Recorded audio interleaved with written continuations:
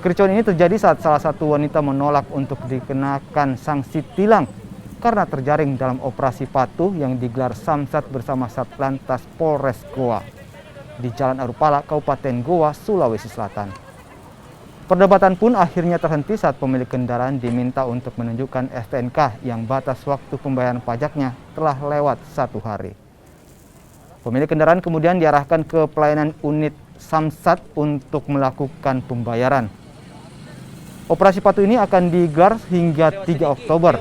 Selain operasi patuh, Satlantas Goa juga menertibkan pengendara yang tidak mentaati protokol kesehatan, salah satunya penggunaan masker.